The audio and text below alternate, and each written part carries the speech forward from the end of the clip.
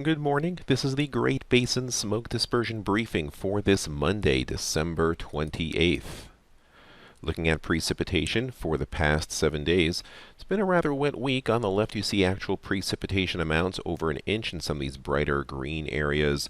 Other areas have received somewhere around a quarter inch to up to an inch of precipitation across a good portion of the area. Driest across parts of central to southern Nevada. Otherwise, most of our areas have received some significant precipitation. And on the right-hand side, you can see the percentages of normal, much above normal across a good portion of northern Nevada and much of the northern two-thirds or three-quarters of Utah as well. A little closer to normal as you go further up into Idaho. Here's a look at the upper level map with satellite imagery superimposed, and you can see, first of all, not directly affecting us, but that strong storm system which produced tornadic activity across parts of the southern states across Texas, and blizzard conditions there as well, now lifting on up into the Great Lakes. Across the Great Basin, another weaker low pressure moving on in, so overall, dispersion usually better in the vicinity of low pressure. However, the separation of the height contours indicates fairly light winds, so the best kind of dispersion probably will be more in the vertical as opposed to the horizontal. The overall ventilation or dispersion index through this afternoon, you can see a lot of areas in red to purple, so despite being in the broad area of low pressure due to cloud cover and also cold snow cover creating inversions in many sections, we have some very poor dispersion in the purple through here in the Uinta Valley areas and parts of northwestern Utah. In pockets of Idaho as well. Areas in the red are kind of marginal, and only a few pockets in the yellow, which indicates slightly better overall dispersion. If we take a look at the transport winds and mixing heights as we go through this afternoon, you can see that on the left, overall, the winds are fairly light. That's contributing to that poor dispersion. The exceptions would be in far northwestern Nevada. And the overall mixing heights, again, despite being in the vicinity of low pressure where there are some better vertical mixing areas in parts of southeastern or far southern Utah, much of the region under snow cover has some low-lying inversions that are very stubborn to burn off. Now, if we go towards Tuesday afternoon, you can see we're still into the area of low pressure. The area in green here indicates a mid to high level cloud cover and maybe some snow showers in the darker green areas. On the left-hand side, you see that overall dispersion still remains fairly poor in some areas, although in Utah, areas in yellow where they were previously in the red or purple means there will be some pockets of improving dispersion across parts of the Wasatch area and points further to the east, actually decreasing a bit up in northwestern and far northern Nevada. That's due to being on the outer edge of the low pressure area and also some snow cover as well. So a bit tricky on the dispersion front. Now, if we go towards Tuesday afternoon, we look at the transport winds on the left. You can see they're decreasing across parts of western Nevada. They're starting to increase across the higher terrain of Utah and also parts of western Idaho. But again, the mixing heights due to our broad area of snow cover and overnight inversions, despite being in the vicinity of weak low pressure, still some very poor mixing close to the surface.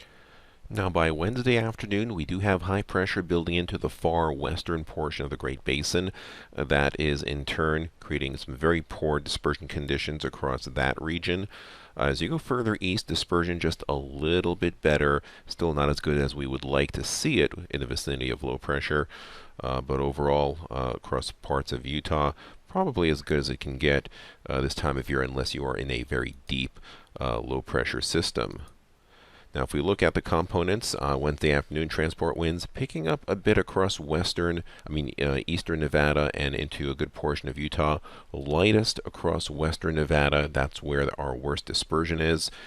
And still the worst vertical dispersion across parts of Nevada, starting to increase a little bit across the higher terrain of far eastern Nevada, getting into Utah and parts of southern Idaho as well.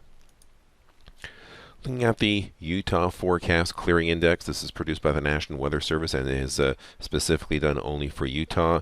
You can see that our worst dispersion is today on Monday. It does gradually improve significantly as we go through the middle of the week in some areas, at least most of the higher terrain areas. Still some stubborn lower dispersion levels across some of the lower valleys. Now, if we look at overall precipitation expected over these next 3 days, Monday through Wednesday, we do see that some spots could see locally up to 1/2 of an inch, but basically just a few hundredths to 1/4 of an inch across the northern 2/3 of Nevada, and about 1/3 of an inch across the wettest areas of the Wasatch. Of course, with lots of cold air locked in, this will be in the form of snow, perhaps 1 to 4 inches of snow across the Wasatch area and Uintas of Utah. Similar amounts up in southern Idaho, maybe some localized pockets of 4 to 7 inches of snow up in far northern Nevada. Now, as we take a longer look down the road for Thursday afternoon, on the left, we see high pressure with dry air given by these copperish brownish colors building into the Pacific Northwest and into parts of Idaho. So if you look on the right-hand side, you can see that's where our most poorest dispersion will be in those areas in purple up across parts of Idaho. Further to the south, where we are still under the influence of low pressure, along with some decent transport flow across the southern Great Basin, the dispersion gradually improves as you go further south, and actually this area in white across the southern third of Nevada, far southern Idaho, maybe parts of the Arizona Strip, indicates our overall dispersion, both vertically and horizontally, should be pretty good. We take a look down towards Friday, and low pressure kind of cuts off across the Great Basin, the western portion, again keeping the best dispersion across southern areas, the worst dispersion near and north of the Idaho border.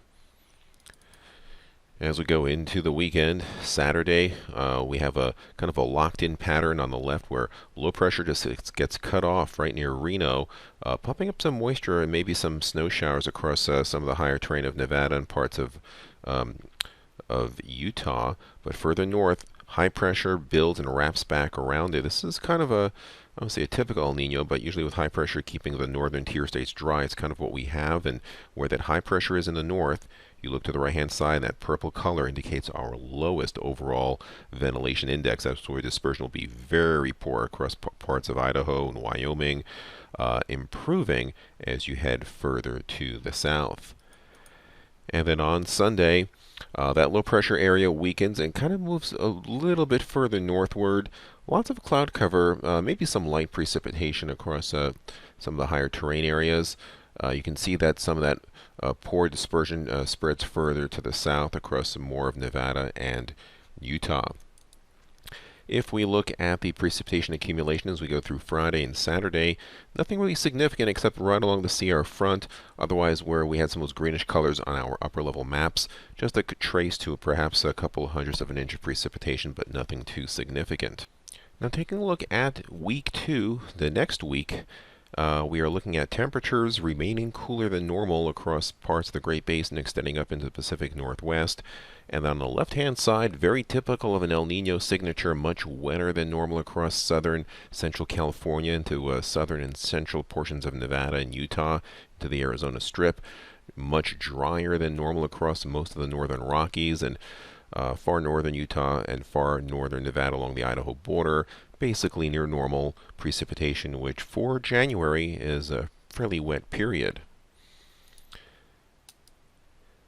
This concludes our smoke briefing. Our next briefing will be coming up this Wednesday, December 30th. Have a great day.